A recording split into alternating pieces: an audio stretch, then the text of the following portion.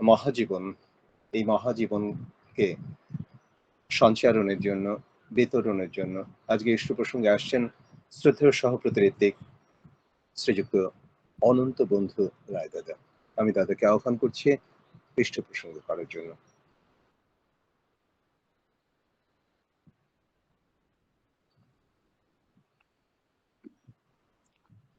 সবাইকে আন্তরিক জয়গুরু জানাচ্ছি।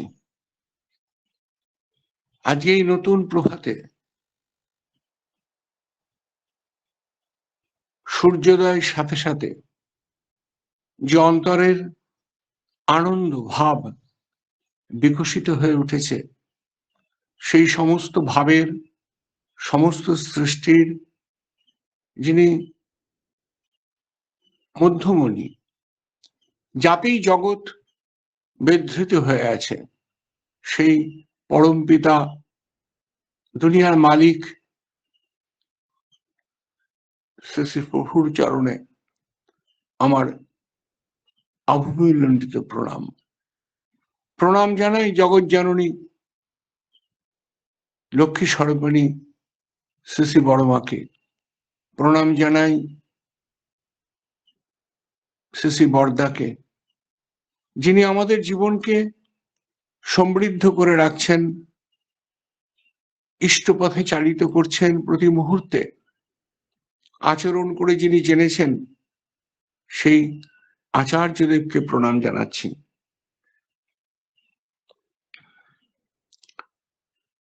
আসলে যে ঐশী আলোক ছটায় তিনি আবির্ভূত হয়েছিলেন হিমায়তপুরের এক প্রত্যন্ত বাংলাদেশের অঞ্চল, যেখানে অন্ধকার সমাচ্ছন্ন, শুধু বাইরে নয় অন্তরে, যেখানে কলুষ কালিমালিপ্ত মানুষের মন, সমাজ, সেখানে তিনি আবির্ভূত হয়েছেন সবাইকে আলোকিত করার জন্য। যেমন পঙ্কে পঙ্কজ, তেমনি ওই পাঁকের মধ্যে তিনি তো আলো ফোটাবেন না, অন্ধকারকে দূরীভূত করে তিনি তো আলো দেবেন না, এই ঐশী আলোক তিনি বিকিরণ করবেন। তাই জন্য তার আবির্ভাব। এই জগৎকে তিনি সমৃদ্ধ করবেন, সুন্দর করবেন। তখনও কি কেউ জানতো যে এই মহান ব্যক্তিত্বের আবির্ভাব ঘটছে? একজন হয়তো জানতেন, কিন্তু তিনিও তো মায়া দ্বারা বিধৃত না। যিনি গর্ভে ধারণ করেছেন সেই মাতা মনমোহিনী জগতের সব থেকে বড় শিল্পী। আমি একদিন আলোচনা করেছিলাম, পৃথিবীতে আমরা যে বড় বড় শিল্পীর নাম শুনেছি, যেমন লিওনার্দো দা ভিঞ্চি, যার বিখ্যাত সৃষ্টি মোনালিসা, দ্য লাস্ট সাপার, কিংবা মাইকেল অ্যাঞ্জেলো, কিংবা পল গাগা, ভ্যান গগ, এই যে বিখ্যাত শিল্পী, বিখ্যাত চিত্রকর, যারা দুনিয়াকে আলোকিত করে দিয়েছেন তাদের সৃষ্টি দ্বারা। আমাদের নন্দলাল বসু, অবনীন্দ্রনাথ, স্বয়ং রবীন্দ্রনাথ, আরো কত শিল্পীর নাম বলবো, যারা তার চিত্র দ্বারা সমস্ত জগৎকে সমৃদ্ধ করেছেন। তাদের মধ্যে শ্রেষ্ঠ তম কে? যদি আপনাদের জিজ্ঞেস করি যে শ্রেষ্ঠ শিল্পীর নাম কি, আমার দৃষ্টিতে আমার মনে হয় পৃথিবীতে শ্রেষ্ঠ শিল্পী হচ্ছেন মা। মা মানে যিনি মেপে নেন, সেই মা। আমরাও তো মেপে নিচ্ছি না।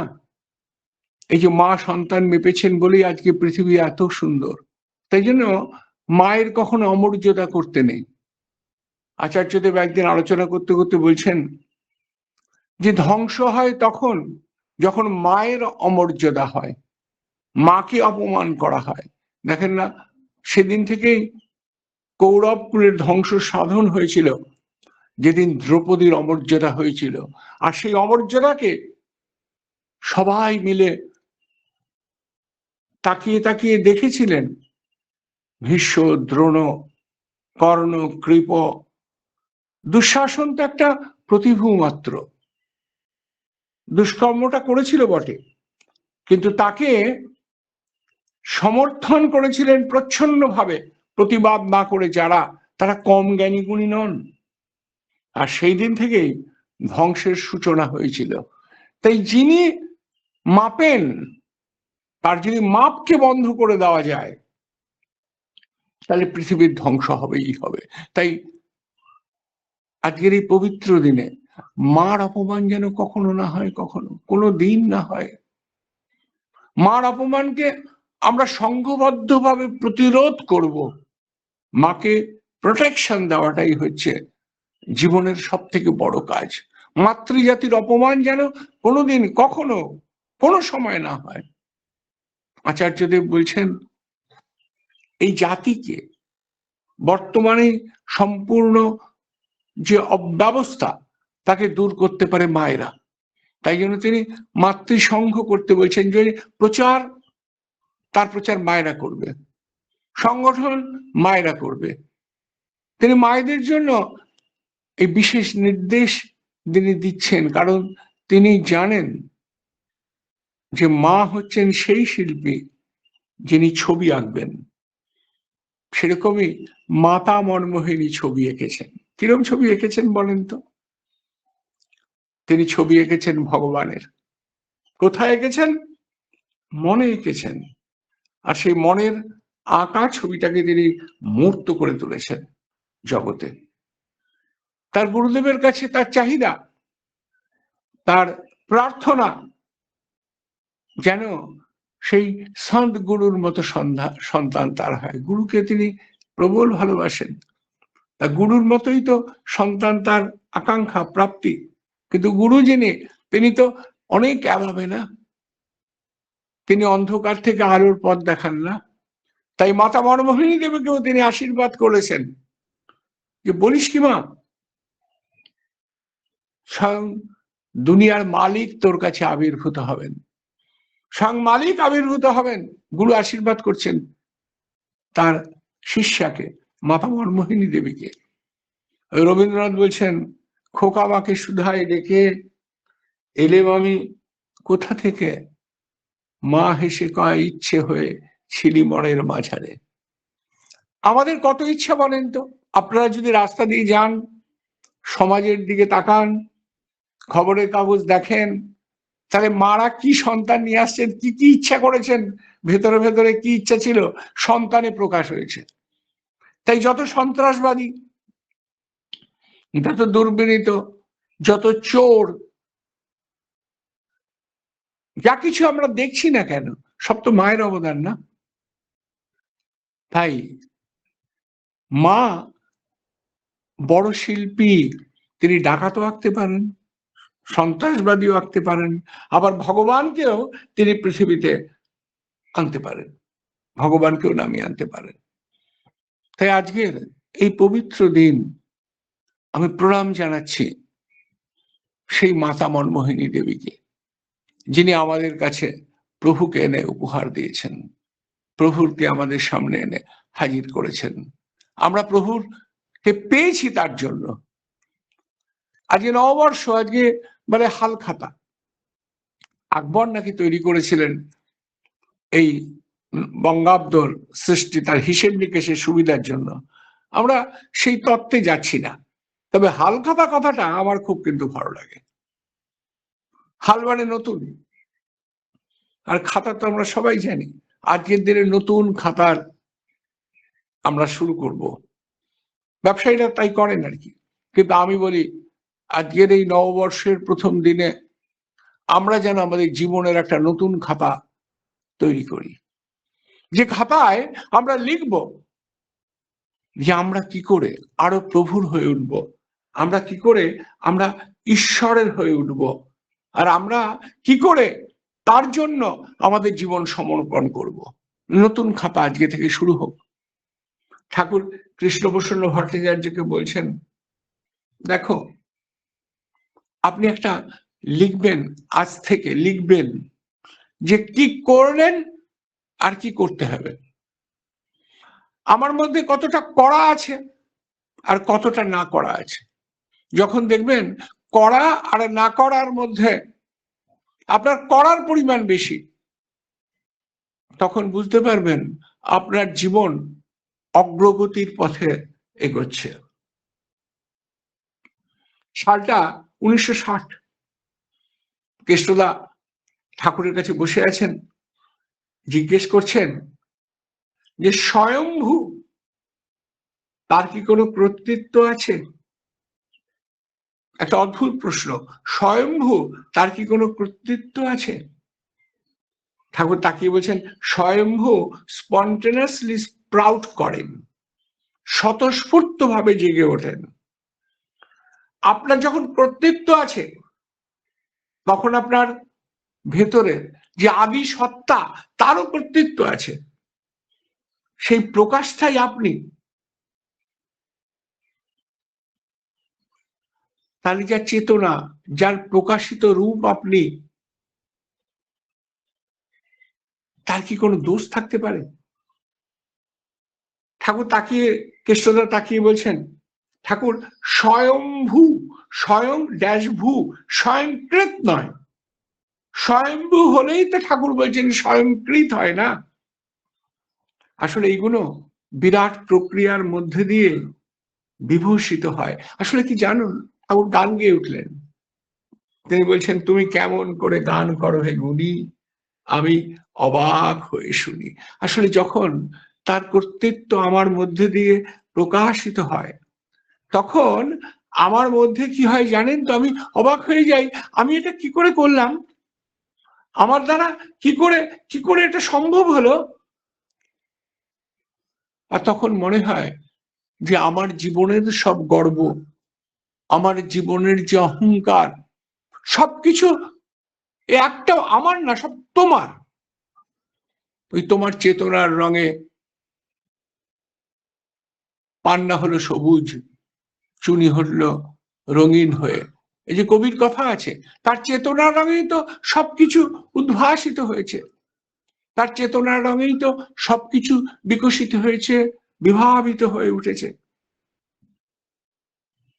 ঠাকুর তাকিয়ে হাসছেন, হাসতে হাসতে বলছেন জানো ব্যাপারটা কিরকম জানেন?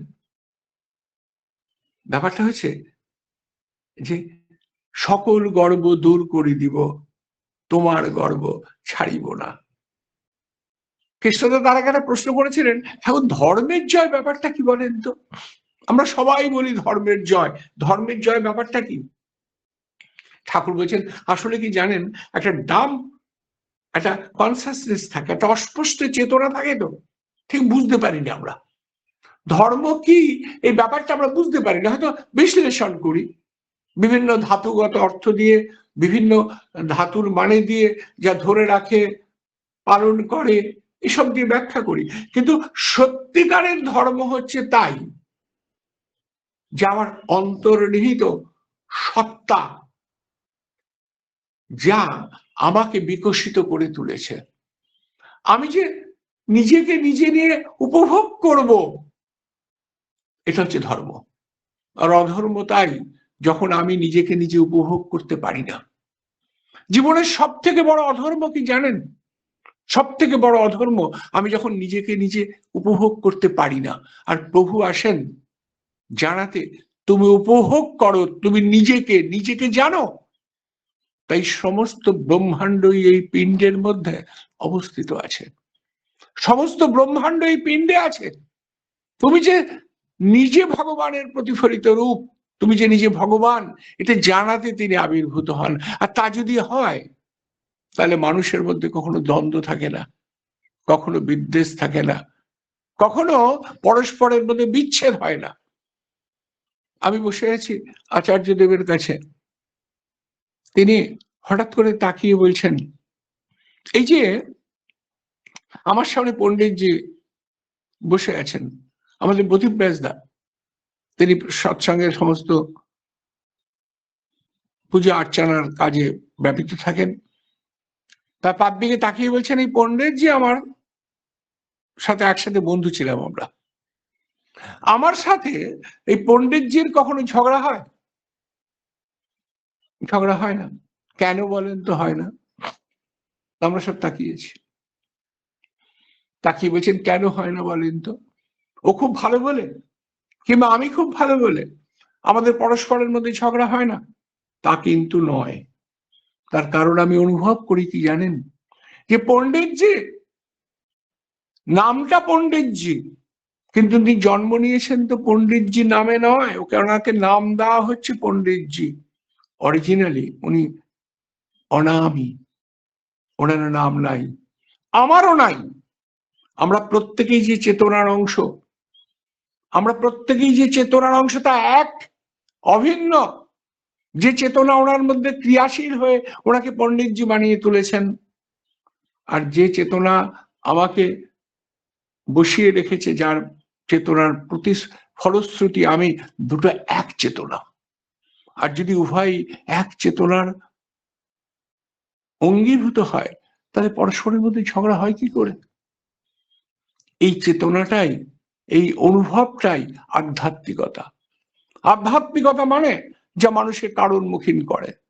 আমি হয়তো একটা গল্প আপনাদের বলেছিলাম, যদি বলে থাকি আরেকবার রিপিট করছি। আমার এই কথাটা ওখানে বসে বসে মনে হলো, কি অপূর্ব দর্শনের অধিকারী তিনি। ওই বসে আছেন মণ্ডপের মধ্যে, বসে আছেন তিনি, কিন্তু কি সুদূর প্রসারী দৃষ্টি, কি অপূর্ব চেতনা, কি অপূর্ব ভাব। মুহূর্তের মধ্যে মন ভালো হয়ে যায়। এই যত তার সঙ্গে যাওয়া যায়, মুহূর্তের মধ্যে মনটা ভালো হয়ে যায়। আর সেই ভালো মনটা নিয়ে যখন ফিরি, দীর্ঘদিন অবধি সেই ভালো মনের প্রকাশটা ভেতরে থাকে। আমার ওখানে মনে হচ্ছিল আমাদের ভারতীয় দর্শনের একটা বিখ্যাত গল্প। আপনাদের গল্পটা বলি, তাহলে আপনার আচার্যদেবের কথাটা আপনাদের কাছে আরো সুন্দরভাবে প্রতিভাত হবে। বুদ্ধ দেবের একজন বিখ্যাত ভক্ত ছিলেন, তার নাম নাগার্জুন। তিনি তখনকার দিনের একটা বিখ্যাত মানুষ, বিখ্যাত পণ্ডিত মানুষ। তার কাছে একজন যবন দেশীয় রাজা এসছেন, তার নাম মিলান। এই যবন দেশীয় রাজার সাথে নাগার্জুনের একটা আলাপচারিতা এই বিশ্ব সাহিত্যের একটা শ্রেষ্ঠ গ্রন্থ। সে কথা তো একদিন পরে আলোচনা হতে পারে, আজ এখানে বিষয়বস্তুটা বলি। তা মিলান খুব অহংকারী মানুষ এবং তার্কিক মানুষ।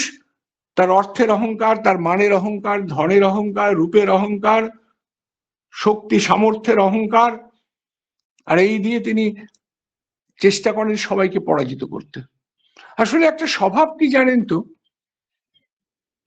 এই আত্মশক্তি যে আমাদের ভেতরে আছে, তা কখনোই পরিস্ফুটিত কিংবা পরিপূর্ণতা লাভ করে না যখন তার নিজের জন্য ব্যবহৃত হয়।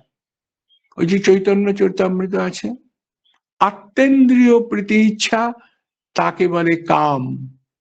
যখন নিজেকে খুশি করার জন্য আমার শক্তিকে আমি ব্যয় করি, তাকে কাম বলে।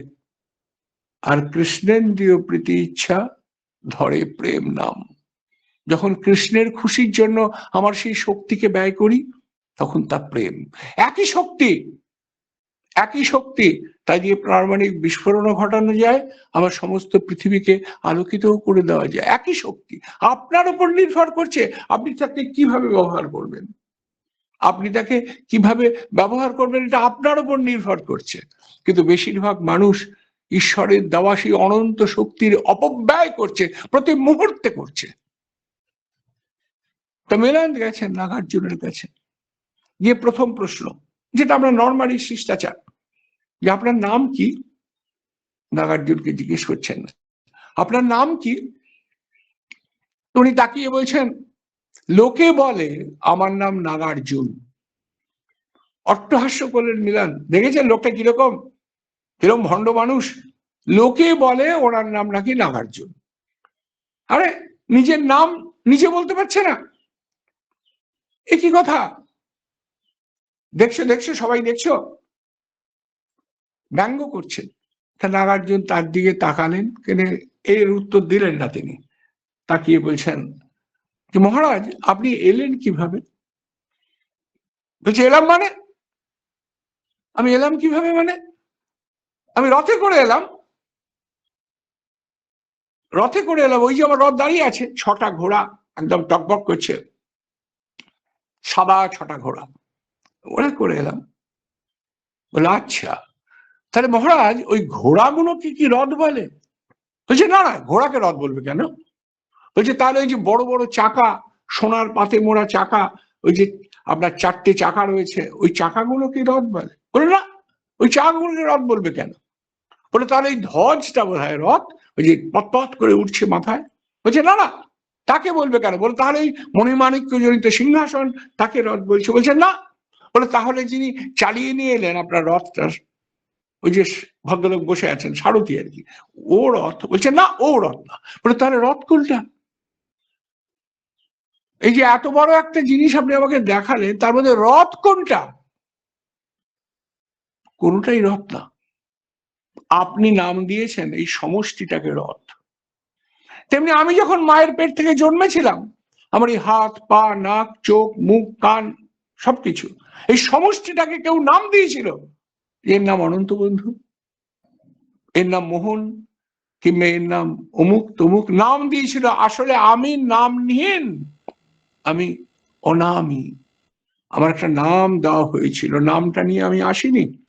অথচ এই নাম নিয়ে কি গর্ব বলুন তো? আমার নাম নিয়ে কত গর্ব, কত অহংকার বলেন তো? আর এই অহংকারের জন্য আমরা একজন আরেকজনকে সহ্য করতে পারি না। আসলে যদি বলতে হয়, আমরা সবাই মানুষ।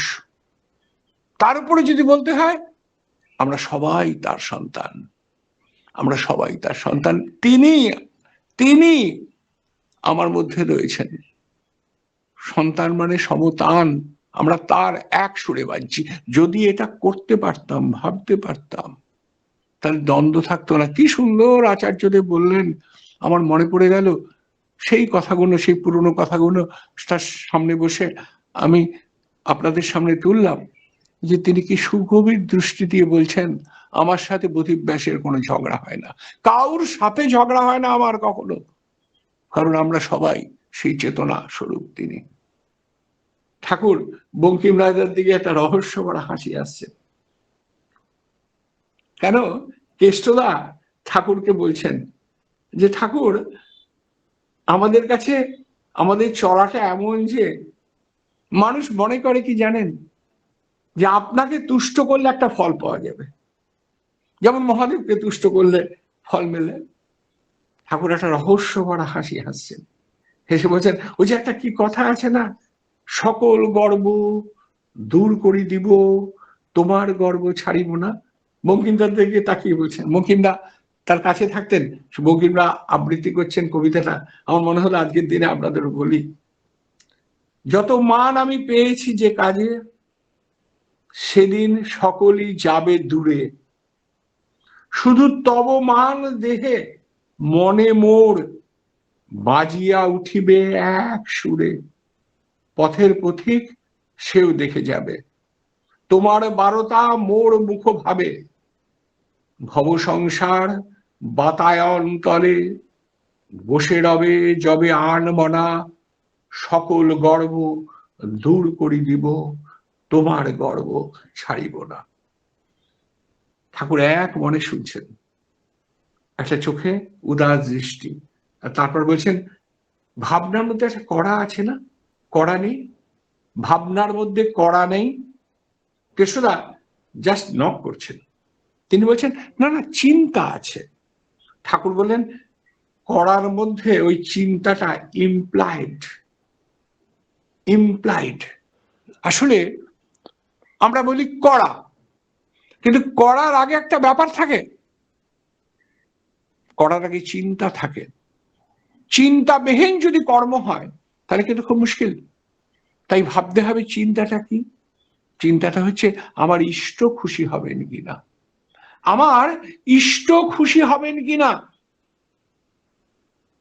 সেই জন্য আমার চিন্তার মধ্যে ভাবনা থাকা দরকার যে আমি প্রভুকে খুশি করতে পারছি কিনা, আমি প্রভুকে আনন্দিত করতে পারছি কিনা।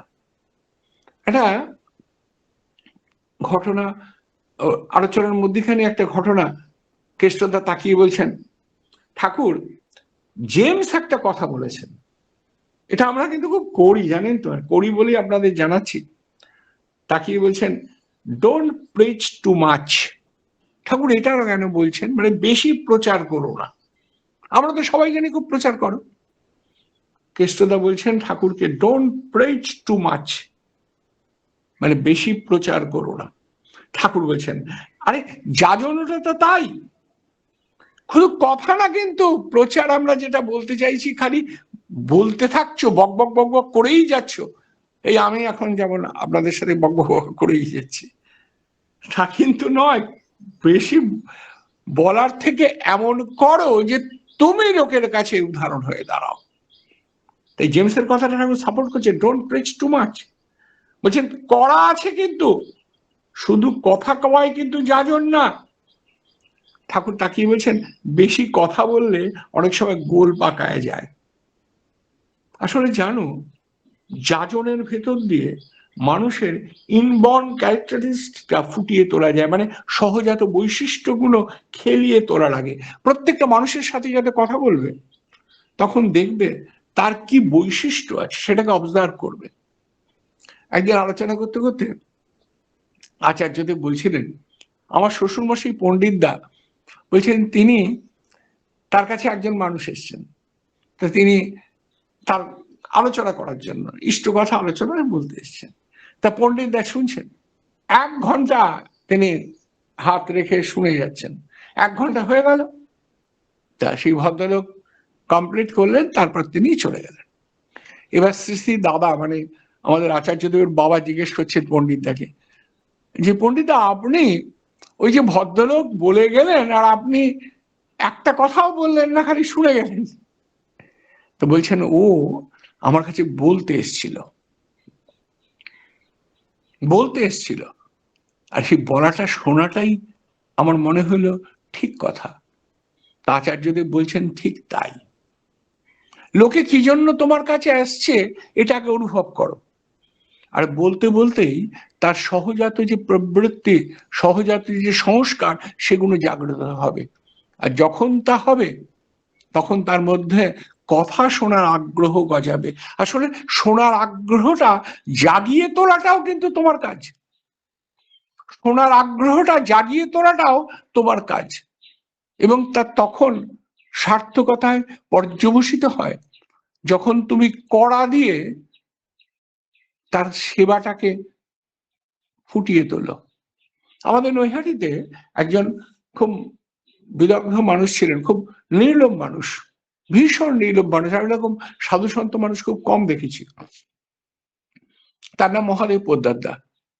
তা মহাদেব পোদ্দার দা একটা খুব প্রবলেমে পড়েছেন। তার একটা চাকরির নিয়ে প্রবলেম। তিনি ফুড ইন্সপেক্টর পদে চাকরি করতেন, আর তার চাকরিটা একদম মানে বিতশ্রদ্ধ হয়ে গেছেন। তিনি চাকরি পরিত্যাগ করবেন এরকম একটা মনোভাব, তিনি ঠাকুরের কাছে গেছেন। এই সব কথা নিবেদন করার জন্য তিনি ঠাকুরের কাছে গেছেন, মনের দুঃখের কথা। আসলে লোকে হিট করলে মনের মধ্যে তো ভীষণ লাগে, ভীষণ অপমান বোধ হয়।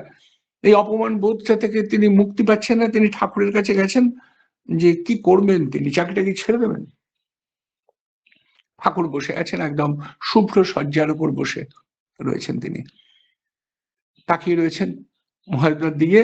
মহাদেব তাকিয়ে বলতে যাবেন কথাটা, হঠাৎ করে ঠাকুর বললেন, হ্যাঁ মহাদেব শোন, আমাকে কলমি শাক খাওয়াতে পারিস?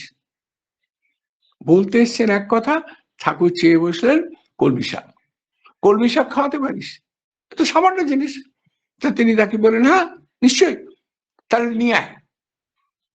এমন তাকাতে পারলেন আর কিছু বলতে দিলেন না। তো মহাদেব উঠে বেরোচ্ছেন, তখন ঠাকুর ডাকেরাই, শোন শোন শোন, কিরকম কলমি আনবি জানিস? বলে নিজের বুড়ো আঙ্গুলটা নাড়াচ্ছেন, এইরকম মোটা মোটা হওয়া দরকার। ঠাকুর আঙ্গুলগুলো বেশ মোটা মোটা, কিন্তু ওরকম মোটা হওয়া দরকার। একদম দেখিয়ে দিলেন। 1 বস্তা নিয়ে আসিস, কিন্তু মানে কম না, তিনি কখনো কম চান না। 1 বস্তা নিয়ে আসবে কিন্তু। এইবারে চিন্তা হয়ে গেল, যে সময়ের কথা হচ্ছে তখন কলমি শাকের সিজন নেই, আর তখন ওরকম চাষ হতো না। এই যেরকম পুকুর টুকুর হানা টানা জলা জায়গায় যা পাওয়া যেত, আর তখন গ্রীষ্মের সময় শুকনো সব জায়গা, আর লিক করছে 2-1টা কলমি শাকটা পাওয়া যায়। মাথায় হাত, সব জায়গা ঘুরছেন তিনি, কোথায় কলমি শাক পাবেন? কলমি শাক তো কোথাও নেই। ওই তিত্তিরে তাক, তাও কত 250-300 এরকম, আর ঠাকুর চেয়েছেন 1 বস্তা। খাওয়া দাওয়া মাথায় উঠে গেল। ধ্যান করতে বসে খালি কর্মী রাখেন, অফিস টফিস সব মাথায়, কে কি অপমান করলো না করলো তার কিছু মানে যায় আসে না। তিনি অফিসে যান, কাজ করেন যেন একটা ঘোরের মধ্যে রয়েছেন, যেন একটা ভাবের মধ্যে রয়েছেন। কিন্তু একটা অদ্ভুত ব্যাপার তিনি ফিল করছেন, তার কাজে কিন্তু আর ভুল হচ্ছে না। আর অদ্ভুত একটা ঘটনা ঘটছে, তার অফিসে যে যারা তাকে নিন্দে মন্দ অপমান করতো তারাও তা করছে না। কেন করছে না, কি জন্য করছেন না, তিনি কিন্তু জানেন না। একদিন রাস্তায় একজন তাকে বলছেন, মহাদা আপনি এত উজ্জ্বল হয়ে উঠেছেন কি করে? তার চোখ মুখ দিয়ে যেন ঝকঝকে আলো বেরোচ্ছে। তুমি বলো, কই কই আমি তো কিছু বুঝছি না। তা আমাদের মহাদেবদা বলছেন, তখন যেন ভেতরে নাম ঠেলে উঠছে, ঠেলে নাম উঠছে। করতে হবে, ঠাকুরকে খুশি করতে হবে, কিন্তু কি করে তিনি পারবেন তা করতে? অসম্ভব একটা কাজ, কোথাও কিছু নাই।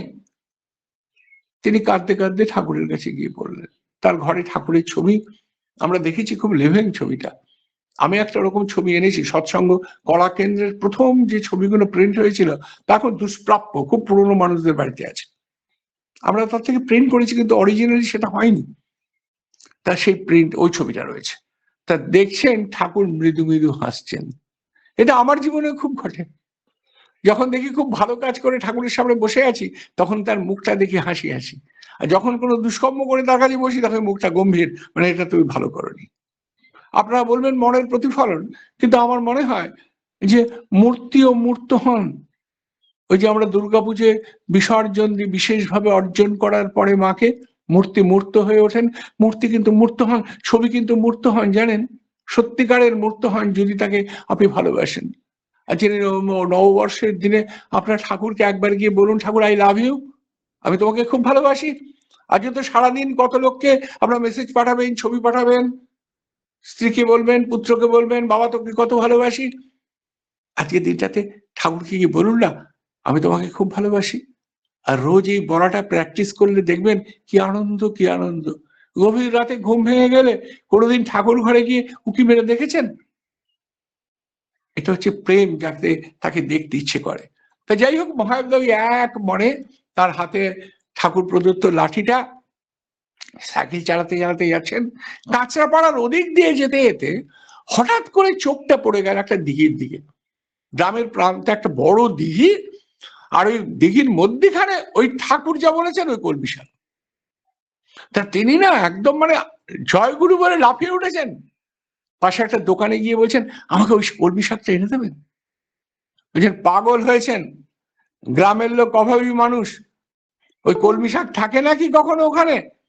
লোকে ঠিক নিয়ে নিত, যেভাবে হোক নিত। তাকিয়ে দেখেন, দেখেন ওই দিঘি ভর্তি সাপ কিলমিল করছে, বলছে সব বিষাক্ত সাপ। জানেন কত লোক মারা গেছে ওই দিঘির জলে পড়ে, মাছ ধরতে গিয়ে, ওই কলমি শাক আনতে গিয়ে? খবরদার ওর কাছে কিছু যাবেন না, ওই ধারে কাছে কেউ যায় না। দেখুন না, আমি দোকান করেছি পার থেকে কত দূরে। বাড়ি চলে এসছেন, বাড়ি এসে মনটা খারাপ, ঠাকুরের সামনে বসে আছেন, পেলাম কিন্তু নিলাম না। কাঁদছেন তিনি ঠাকুরের কাছে, আর ওই কলমি শাক, তারপরে সাপের ছবি। আমরাও যখন ইষ্টকর্ম করতে যাই, প্রথমেই নাটা যেন মুখের মনের মধ্যে এসে যায়, পারবো তো, ওইটাই তার মনের মধ্যে আসে। তিনি জোর করে উঠে বললেন সকালবেলা, ধুৎ, মরবো মরবো, একটাই তো জীবন, বাঁচা টাচা থাক।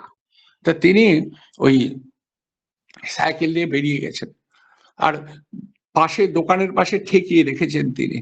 একটা লোক যাচ্ছে গ্রামের, তাকে বললেন যে সাইকেলটা রইল, আমার নাম মহাদেব পোদ্দার, খেয়াল রেখো, বলেই জলে ঝাঁপ দিয়েছেন। ওই লাঠিটা কিন্তু হাতে আছে, জলে ঝাঁপ দিয়েছেন তিনি। এবার লোকটা চিৎকার করে উঠেছেন, লোকজনকে ডেকে সব সরগরম, আশেপাশ সব জড়ো হয়ে গেছে যে লোকটা আত্মহত্যা করতে গেছে সবাই। তা উনি সোজা যাচ্ছে না। মহাদেব আমাকে বলছেন, আমার যেন আর হুঁশ নাই, আমার মনে হচ্ছে এই জল নাই, স্থল নাই, ওই সেই গান আছে না, কেহ নাই কিছু নাই, তুমি আর আমি, তুমি প্রভু আমি দাস, হে রাধা স্বামী। বলছে নাম প্রবল ভাবে হচ্ছে, আর মনে হচ্ছে একটা উজ্জ্বল জ্যোতির মধ্যে দিয়ে যাচ্ছি। যখন তাকিয়েছি তখন ওই কলমি শাক হাতে, ওইগুলো এক হাতে লাঠি, এক হাতে সব বেঁধেছি, একদম বেঁধে নিয়ে এইবার আমার ভয় লেগে গেছে। সাপগুলো সব গোলমাল করছে আশেপাশে, আর আশেপাশে লোকের চিৎকার, গেল গেল, তাকিয়ে দেখি চারিপাশে লোক। আবার শরণাপন্ন হলাম, তার দৃষ্টি অন্যদিকে চলে গেছিল না। আসলে ভয় কখন হয়? যখন আমাদের দৃষ্টি অন্যদিকে চলে যায়। তার দিকে যদি মন থাকে, চোখ থাকে, প্রাণ থাকে, তাহলে ভয় কখনো গ্রাস করতে পারে না। তা তিনি আবার নিবিষ্ট হলেন নামে, আর ওই টানতে টানতে তিনি যখন এই তীরে নিয়ে এসছেন, লোকে জয়ধ্বনি করছে। লোকে জয়ধ্বনি করছে, কার জয়ধ্বনি করছে? শ্রী ঠাকুর অনুকূল চন্দ্রের। তিনি ওই বস্তা বেঁধে শাঁখ তুললেন, আর লোকে বলছেন ঠাকুরের মানুষ, তার ক্ষতি কেউ কখনো করতে পারে না। এক নাগারে ওই অঞ্চলে প্রচুর দীক্ষা হয়েছিল, আর তিনি যখন ঠাকুর বাড়িতে এসছেন, ওই শাঁখ মাথায় নিয়ে ঠাকুর দূর থেকে তাকিয়ে বলছেন, ওই রে রে আমার হনুমান এসে গেছে, দেখ আমার হনুমান। বললেন বড়বাবু রে দিয়ে সেদিনকে ওই তোমার ওই কলমি শাকেরই সব কিছু খাবো আমি। এই হচ্ছে ভক্ত, এই হচ্ছে ভালোবাসা। তাই তাকে ভালোবাসা, তাকে আনন্দ, তাকে দিয়ে জীবন থাক সুন্দর করে। ওই যে একটা কবিতা আছে না, থাক থাক থাক ভাই থাক কেন এই স্বপন, এখনো সময় নয়, এখনো একাকী দীর্ঘ রজনী, জাগিতে হইবে পল গনি গনি, অনিমেষ চোখে পূর্ব গগনে দেখিতে অরুণোদয়। তাই তাকান, আমিও তাকাচ্ছি, পূর্ব গগনে লাল হয়ে সূর্যটা উঠছে, সমস্ত দিক সোনালী আলোকে আলোকিত, আমরা সবাই তাতে আলোকিত হই। সবাই ভালো থাকুন, সুন্দর থাকুন, আনন্দে থাকুন। আবার একদিন এই সমস্ত কথা নিয়ে আবার হাজির হব। জয় গুরু।